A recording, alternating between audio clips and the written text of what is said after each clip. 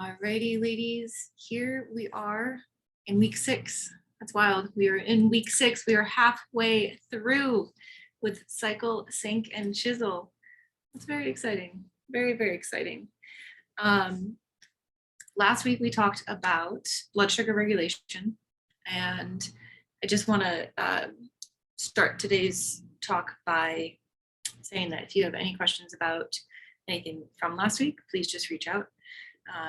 Ultimately, I'm here to help you. And as I always say, I know nothing and we're all learning together. So if there is anything that has come up question-wise, just reach out. We'll find an answer. If I know it, awesome. If I don't, we'll find an answer for you. Okay, so let's begin. So our objectives for today are going to be to simply understand your adrenals. Like what do these glands, these organs, these glands look like, okay? We're then going to talk about your circadian rhythm and your adrenals, the relationship between the two of them.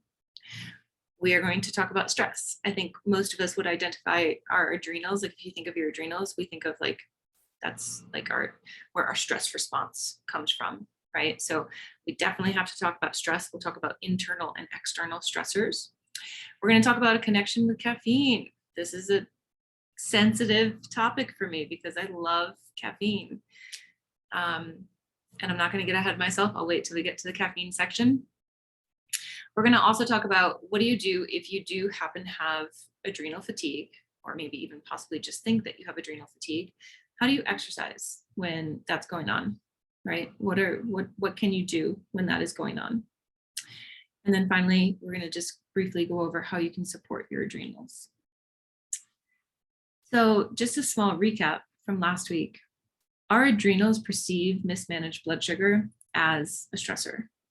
So it is very, very important, right? These steps of the Woman Protocol from Elisa Vitti are really quite important. We need to learn how to manage our blood sugar for multiple reasons, but one of those reasons is because if our blood sugar is not being well managed, it is going to take our adrenals and stress them out, right? It's going to cause them to do more work, to go into a chronic state of exerting different things. And we want to diminish that. We want to try to learn how to give our adrenals some love and maybe a little bit of a break. So we really do need to continue to work on managing our blood sugar. And just, ask yourself quickly after last week's lecture, were you able to incorporate anything? Was anything there valuable for you in terms of knowledge? Did it inspire change?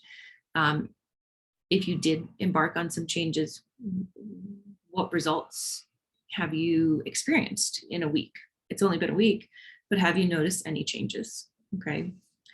And quite simply, one way to reduce the overall load on your adrenals is to manage your blood sugar, right? So all of that is saying all the same things. We need to learn how to manage our blood sugar so that our adrenals don't have as much load on them, as much stress. Life is really stressful. We all know this, right? Some of you are moms with full-time jobs. Some of you are working full-time, going to school. Some of you are working full-time and just trying to have a social life and maybe search for another job at the same time, and your career changes and self-improvement and all of these different things. We've got family issues, relationship issues, all of it. We've got money, we've got the government, we've got all these different things. Like life is very, very stressful. There's a war, right? Life is stressful. And most of us always have our adrenals on. The natural design of your adrenals is to not always be on. They were meant to come on when we felt a threat. And again, that threat back in the day was a predatory animal, right? Or maybe a tribe coming, some type of invasion coming to our homestead, our land, right? And now the threats that we get every day are, fears about money, fears about a war, fears about our government, fear about our rights being taken away. Again, relationship, family stuff, all of those are our everyday stressors that are causing our adrenals to be on all the time. This chronic state of alertness of our adrenals being on all the time is one surefire way to head down the path of adrenal fatigue, right? Because they are just simply tired. They can no longer do their job because they're tired, right? So we want to really hone in on how to be kinder to our adrenals, really. And it's so easy to be taking advantage of them. I mean, I do it all the time, all the time. So we're going to talk about adrenal fatigue briefly. So these are all signs of adrenal fatigue. Okay, you could also probably say that these are signs of other things, but as we go through the rest of this talk today, you might kind of be able to pull different pieces together to support whether or not you're experiencing adrenal fatigue or not. Okay, so we have chronic tiredness, lack of vitality, acne, weight gain, insomnia, depression, decreased immunity. So you're getting sick, colds more often than not. And then also sugar cravings. As we've learned through previous lectures, these are also signs of, like, in general, hormonal imbalance, right? So it can be difficult to pinpoint. But if you always feel stressed, and some of us have a really hard time identifying or acknowledging or accepting that we feel stress because we think we need to be able to do it all, and we don't even allow ourselves to acknowledge that, shit, I might be stressed, right? It's just like a chronic thing. Like, we feel it all the time. Some of us don't even like to sit and do nothing because we are addicted to chronic stress, right? When our adrenals are functioning the way that they should, we would be waking up alert. We would have natural energy. We would be fairly optimistic. We'd have like a really good outlook on life. And we would have this like internal drive to not to do, I don't want to like say do as in like be overly masculine in the masculine energy, but just a desire to create, a desire to work, to whether that's physical labor or, you know, creative outlets, anything like that, right? Naturally, if our adrenals are functioning the way that they should be, we have great energy for the day, right? And we have a good outlook on life. I know personally, if I'm really tired, I start to drag my feet, and I start to also have not necessarily a negative outlook on life, but an outlook of like, almost like, woe is me. Like, do I really have to do this? I'm just tired. I just want to go home. I don't want to go to that commitment, you know, these types of things. And also, let's be real, we're learning how cycle syncing, there are different parts of our cycle where it would be very natural to be tired. It would be very natural to want to be a little bit more introverted, right? So I'm not necessarily talking about that part of your cycle, which would be within the luteal phase, right? I'm talking about this is happening every single day, no matter where you are in your cycle. Okay, that would be possibly a sign that your adrenals are not working the way that they should be. Here is where we're going to get into understanding your adrenals. So we'll get a little sciencey briefly, but it'll give us a better understanding of what they look like and what they do. They're truly little powerhouses, okay? So this is a fancy little image from the internet, the interwebs. Not sure if my pointer travels over or travels over to the recording, but hopefully it does. So with our adrenals, we have the medulla, which is right here in the center. And then we have the cortex, which is the outside. We could say that those are two layers, right? There's the innermost layer, which is the medulla, and then the outermost layer, which is the cortex. Now, within all of that, we have zones, and you'll see these zones listed here at the bottom. So on the very outside, the outermost zone is our, I might murder some of these names, but the zona glomerulosa. The middle layer is going to be the zona fasciculata, and then the closest, right, the innermost layer is going to be the zona rectularis, okay? All of these zones, we'll get into this, but these zones have enzymes that help them release the hormones that they are meant to release, which is some of these hormones listed around the top, okay? And we'll get into that right here. But I do find this image to be super helpful, okay? I will say we're not going to be talking about peptides. We won't really be talking about peptides. And we talk very little about, we do talk about aldosterone, but very little bit about corticosterone, okay? Just because we're not talking about them doesn't mean they exist, but we're focusing on some specific ones here, okay? So again, the outer layer is the adrenal cortex, and it's going to be controlled basically by the hypothalamus. So the hypothalamus is going to signal to the pituitary gland to secrete ACTH, adrenocorticotropic hormone, okay? And that's going to, then do duties within the adrenal cortex, okay? We have 3 layers within the cortex, or we could say 3 zones, right? We'll say 3 zones to keep the verbiage there the same. And this is, again, where I said this just a moment ago, each zone has its own unique enzymes, which enable that zone to secrete hormones that's going to have whatever effect on the body. You saw those hormones around the adrenal there, right? So based on whatever zone is releasing, it's going to affect some area of the body.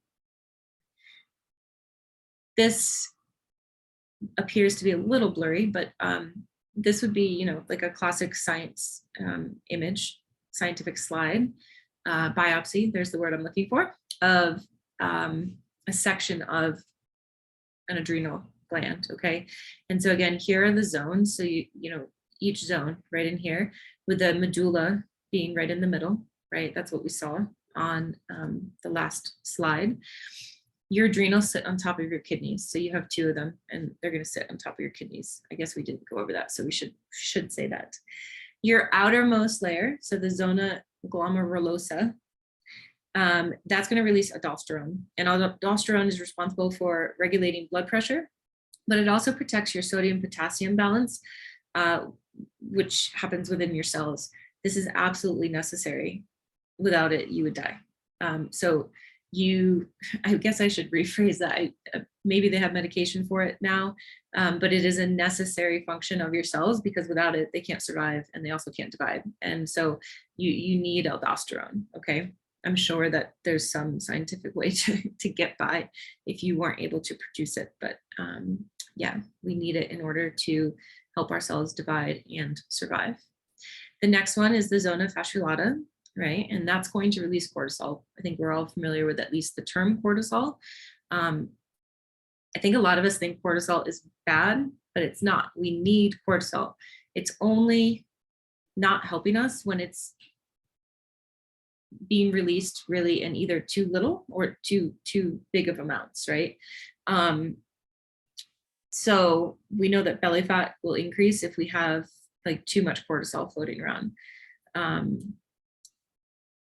The body relies on cortisol also, though, for your circadian rhythm and for mobilizing stored fat.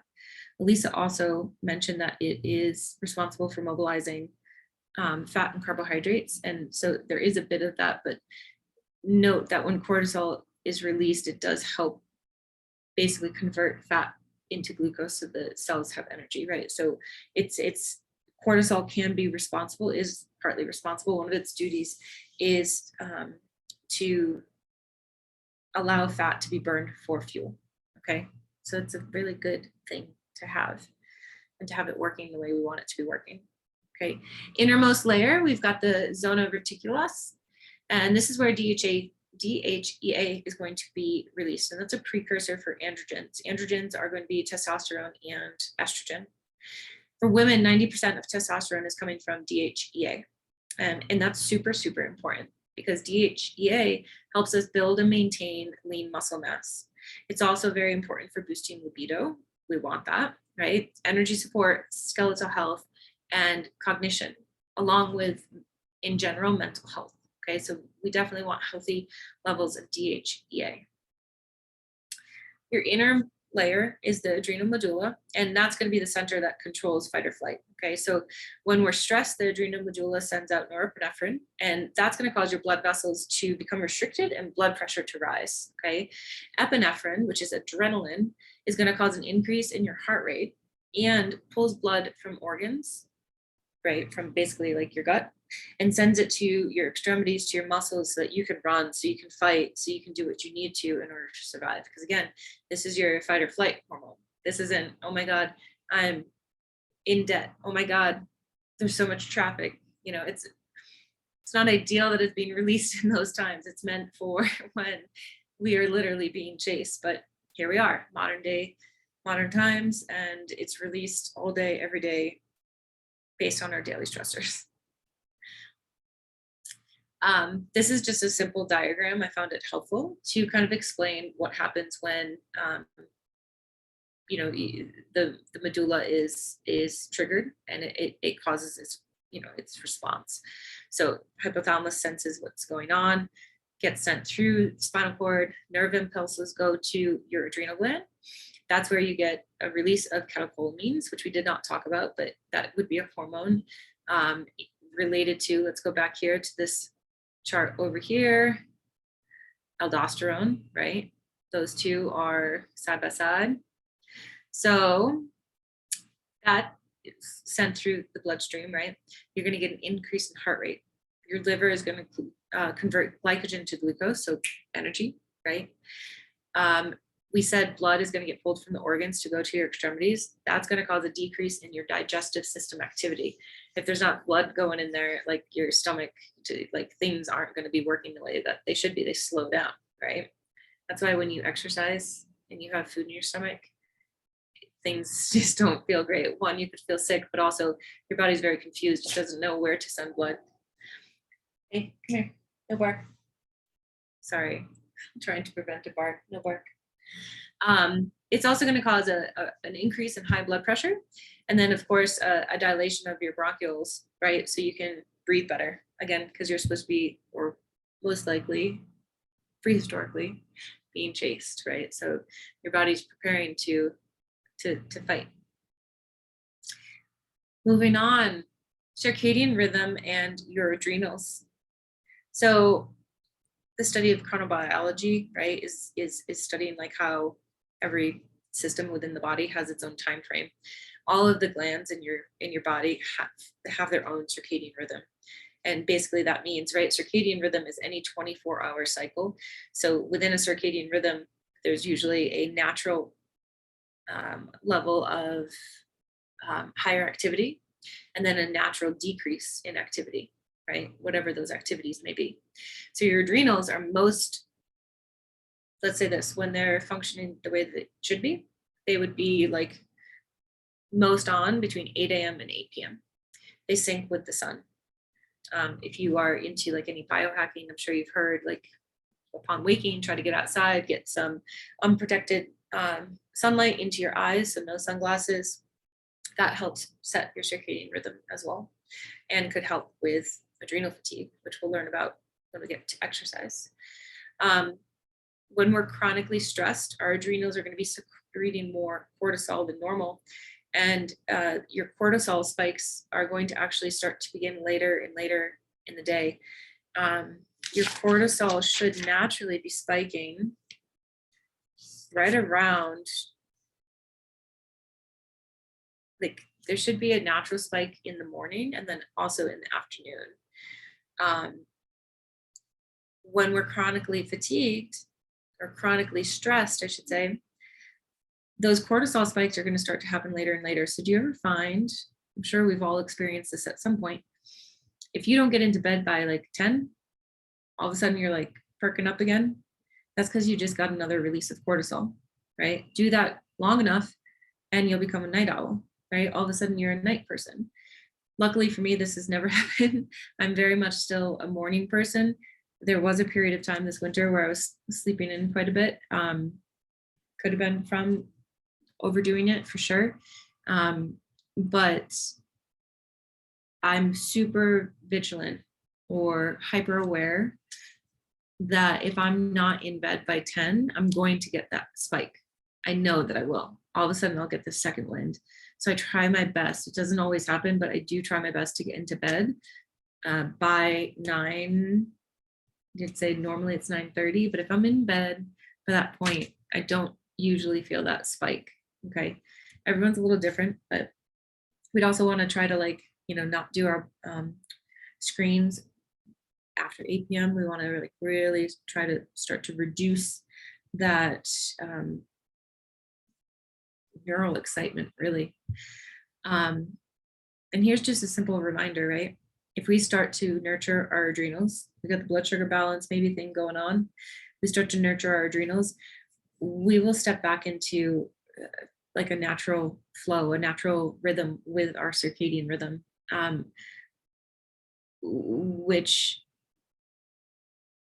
ultimately, like if we step into our circadian rhythm, right, it's going to help our adrenals sync with their circadian rhythm. Does that make sense? So if we can start to take the steps to sync with our circadian rhythm, this system specifically will start to get more and more in alignment with its own circadian rhythm. Because again, every gland in the body has its own circadian rhythm. Internal and external stressors. We are stressed out all the time. We discuss this, we know this, we feel this. It's important to understand where our stress is coming from and to really like begin to observe, build awareness, and take note so we can decide like what has to stay, what can go, how can we make either tiny changes or bigger changes to reduce our overall stress, right? For me, it's always a schedule thing. Like I'm always looking at my schedule to see how I can make it less stressful. Doesn't mean taking on less. I already feel like I've done that. I've already reduced. That was a step a while ago. I reduced my load because I felt like I was like just stressed with too many things throughout the day. But now like trying to figure out the best timing within my schedule, right? That's still within my power. So I'm trying to explore that.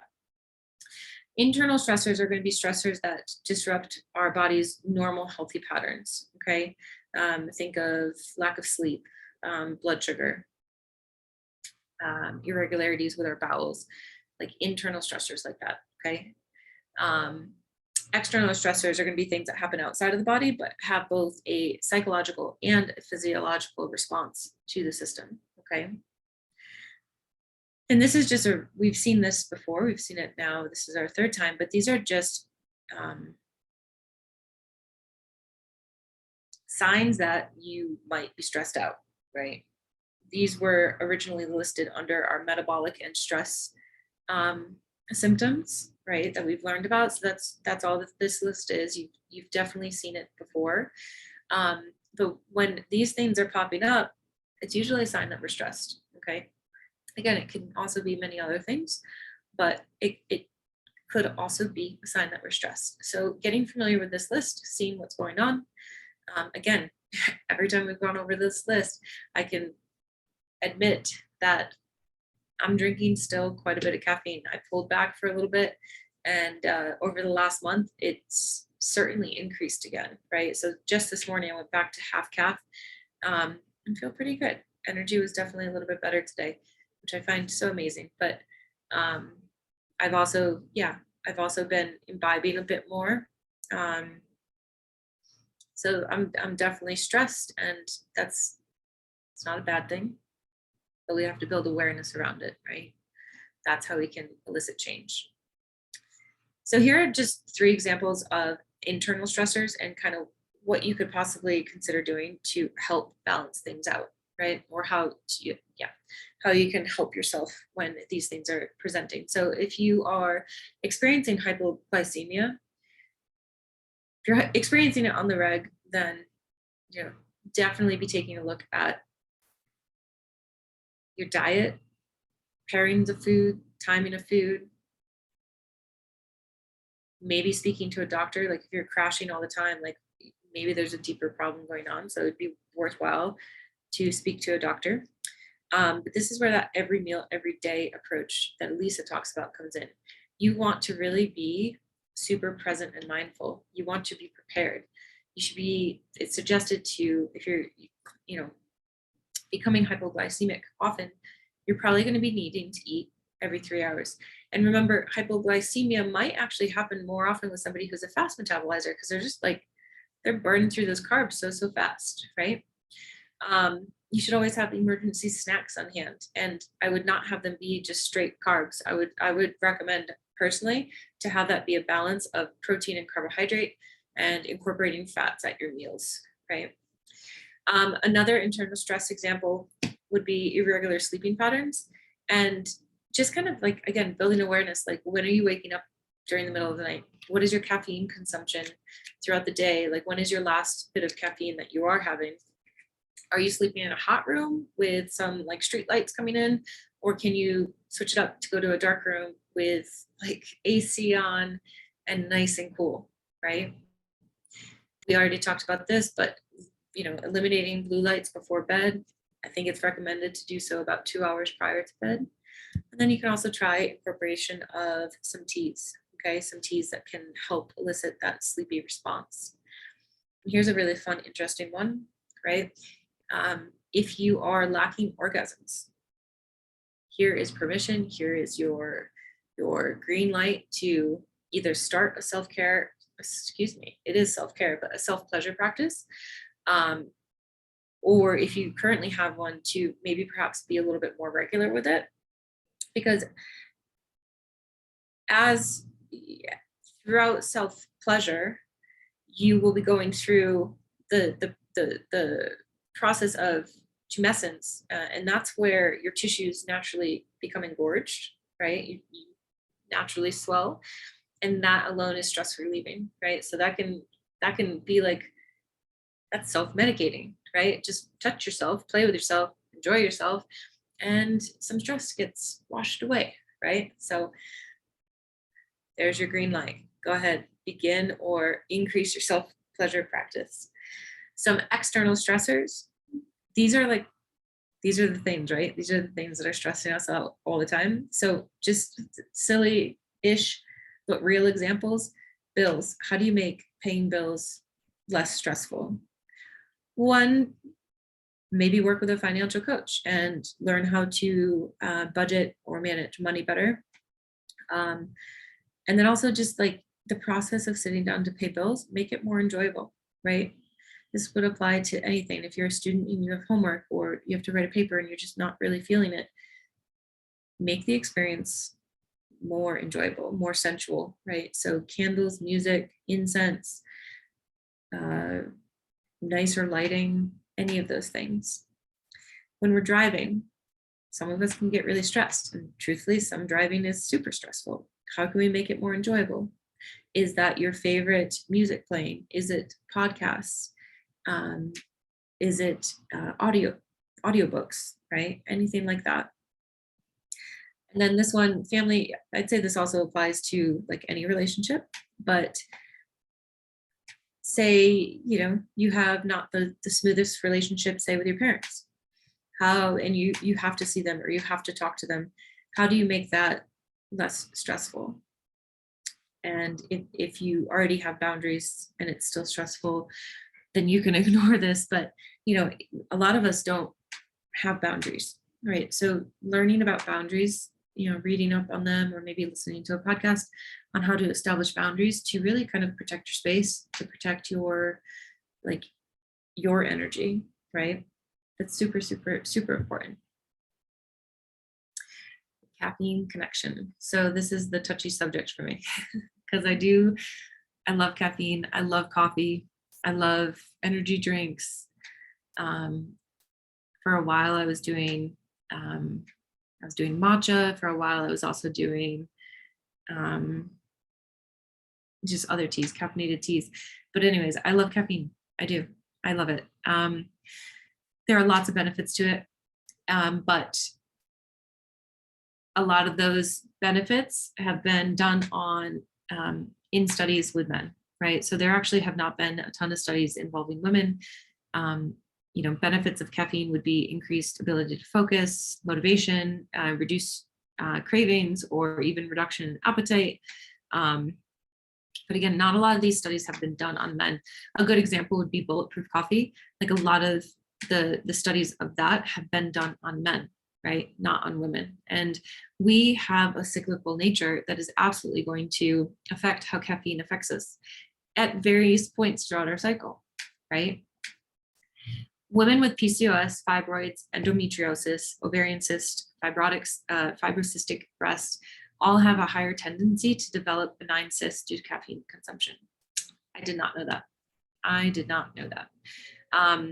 Caffeine can also disrupt somebody's cycle. I do think you'd have to have a significant amount or just have a pretty adverse reaction to caffeine, but it can disrupt your cycle.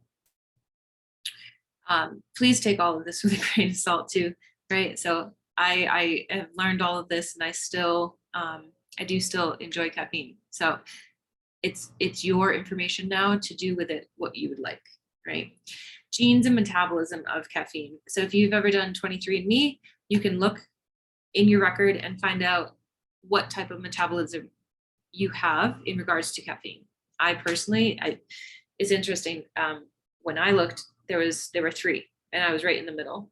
So I'm definitely not fast, but I'm also not the slowest. But in general, there's fast and slow, and it's the CYP-IA2 gene, which is responsible for the enzyme that helps us break down caffeine in the liver. Okay, that gene is also responsible for estrogen metabolism. So chances are, if you are a slow metabolizer of caffeine, you're also going to be a slow metabolizer of estrogen. And as we know, we want to be able to metabolize to get rid of excess estrogen. Otherwise, we can go into estrogen dominance, which again is going to be an imbalance in our hormones. Interesting fact, less than half of the population has this enzyme. Or excuse me, less than half the population are fast metabolizers of caffeine, right? So that's very, very interesting. And just think of it this way, right? So if you say are a slow metabolizer, and even if you are a fast metabolizer, you're putting the stress on your liver to break down the caffeine when it could be breaking down other things, such as estrogen, right? So it's just slowing down the process slightly. Again, these are potential, keyword potential, negative effects of caffeine. One, decreases fertility rates for both men and women. It can deplete micronutrients necessary for hormonal balance. And this is going to be specifically magnesium and B vitamins, okay? So you could simply supplement with those if you're going to continue to consume caffeine. I do. And it also can alter your microbiome, and that's simply just due to the acidity of caffeine, right? That's all. That's why that can happen. So now it's up to you. You're going to continue to drink caffeine. You don't need to make a decision right now, but continue to drink caffeine or stop. If you're cycle syncing, it's important to know that naturally, once you get your hormones in balance, your energy will be naturally more even or more consistent and most likely improved, right? So I do think it's like worth a little self-experiment just to see, how do I feel with less caffeine? And I can attest that I tend to feel better with less caffeine, and I'm still not really truly ready to admit that. But about a month ago, 2 months ago now, I drastically reduced my caffeine consumption, and my energy in the afternoon was so much better. So much better. And then suddenly I just started to kind of incorporate it again throughout the day, like a little bit more and more. And sure enough, in the afternoon, hitting these like massive energy slumps. So it's time to backtrack, right? With awareness, we can see these things, we can be empowered, we know the right move. And when we're ready to make the choice, we can go down that path. If you are thinking like, this is crazy, I could never do it, yet you want to try it out, start small, right? Start with half calf and then eventually go to decaf. Eventually you could also incorporate teas. There's Rasa. Rasa is a great coffee substitute. There's other ways. I drink mud water in the morning, first thing in the morning. And it does have, this is a picture of mud water. So it does have some chai spice in it, which is going to have a little bit of caffeine, but mud water has 1/7 the amount of caffeine compared to coffee. So it's, it still has a little bit, but not nearly as much. And it is important to remember, we talked about this last week in terms of blood sugar control, but coffee is a metabolic stimulant. So it would be advisable to have something in your gut prior to consuming caffeine, okay? Again, you could be like me, like I wake up and I just don't usually want food right away. So I put protein powder in with my mud water, and it's not real food by any means, but it is giving me at least some other macros, really protein. But That's an option as well. Oh, we have a penny. Hey, good. Hi.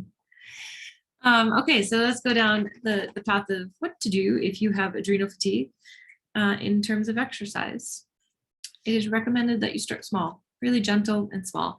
So if you've identified, whether through a doctor or you've gone through this and you're like, I think I have adrenal fatigue, reduce your exercise, right? If you're still working out all the time, absolutely reduce your exercise. You've got it, and it's not forever. Just know that it's not forever. You can fix things, but in order to fix things, you would have to pull back. I know that can be so scary, but it would be the right move, right? You want to pull back. You want to go about a really gentle approach, and it's recommended that you do start with 20 minutes of activity and have a cardiovascular focus day, and then have a strength training, have two, strength training focus days. So with the cardiovascular piece, you can elicit a fat burning response if you're going into some intervals, right? That would be a way to do it. And so you could do about 2 minutes of walking, brisk walking, and then 30 seconds of jogging. Do that 8 times. That's going to be about 20 minutes. Okay.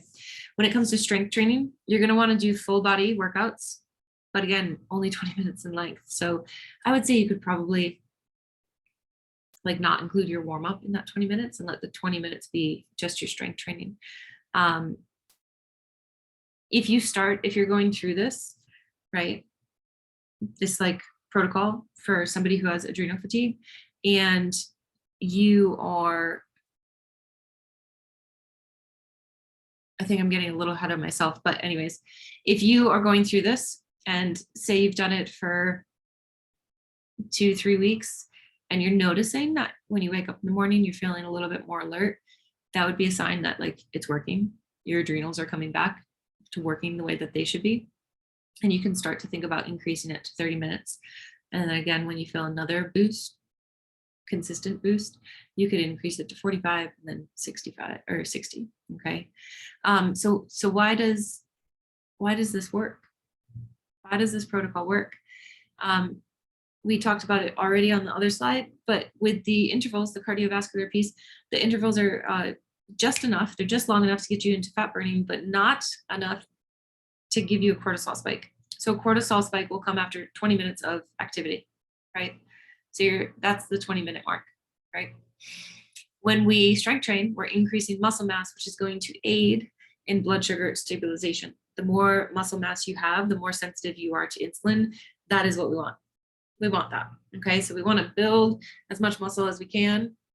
And that's going to drastically help us not only with blood sugar regulation, but also our adrenals. Okay. And this is the link between working out and your adrenals. If you want to work on setting your circadian rhythm, work out when the sun comes up. Especially with this, the 20-minute workout with the sun coming up. That's going to help. Okay. Here are some simple ways to support your adrenals. Okay. B5 specifically is going to help with your adrenal cells because it's going to help with your stress response, as will ashwagandha. Ashwagandha is an adaptogen, and it helps with your body's ability to respond to stress. Okay. It does so through calming your brain, lowering your blood pressure, and reducing swelling, aka inflammation. I haven't ever heard of ashwagandha being recommended for full body inflammation reduction, but it's worth a shot. Okay. And ashwagandha is an adaptogen where you would want to take it consistently. It's not one of those things where you could be like, I'm just going to take it this day and not take it for 3 days. You want to take it consistently. Okay. Comes in powder form. You could do tablets. There's most likely also tinctures. I used to put it into my smoothies all the time, and actually being reminded right now that I need to start putting that back in. And a couple lectures ago, we talked about an adrenal cocktail. We'll include it in the slides here again. This would kind of be an example of, we could say that's an adrenal cocktail. Here are ways to support specifically the production, the levels of cortisol throughout your body. So vitamin C, magnesium, fish oil. Okay, so fish oil, this one right here, I'm not going to try to say it, but its main source is soy. Truth be told, you can also get it from white beans, egg yolks, chicken liver, and beef liver. But truth be told, it's pretty difficult to get enough of what you need there from just dietary intake alone. So it might be better off to do or it might be wise, should I say, to incorporate an actual supplemental form of that. We talked about ashwagandha for adaptogens, but maca would also be a great one. And then adrenal cocktail, which here are the ingredients again for an adrenal cocktail. You need vitamin C, sodium, protein, and fat. I'd say you could do protein or fat because usually like the liquid that you're going to be using in this could have some fat, right? And that might be enough. You probably don't need to add like another fat source, but and then you also need potassium, okay? Oh, there at the bottom. I obviously did not fully edit this slide because this is week 6, but good times to try this, 10 a.m. or around 2 or 3 p.m. in the afternoon, right?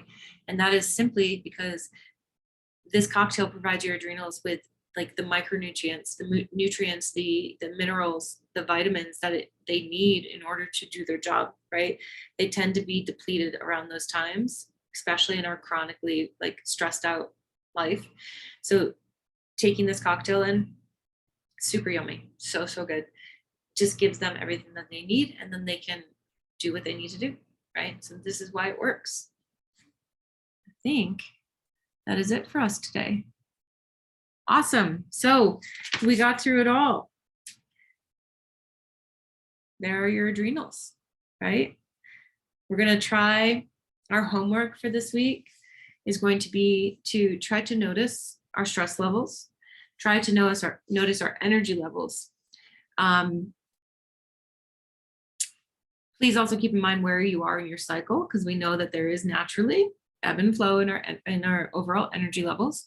But like notice, do you have cravings around a certain time? What part of the day are you getting an energy slump where you just feel like, oh, I'm so tired? How much are you relying on caffeine?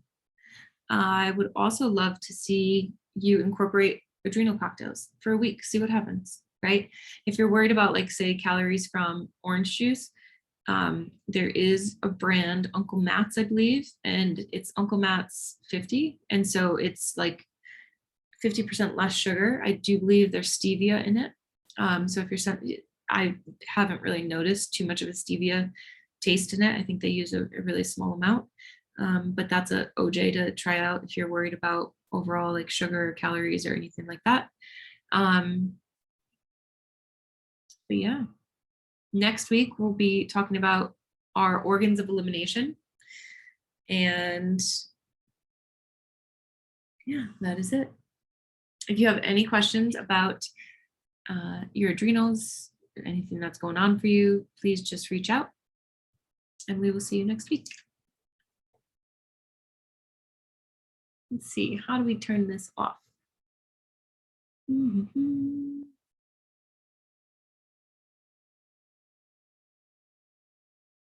Come into it.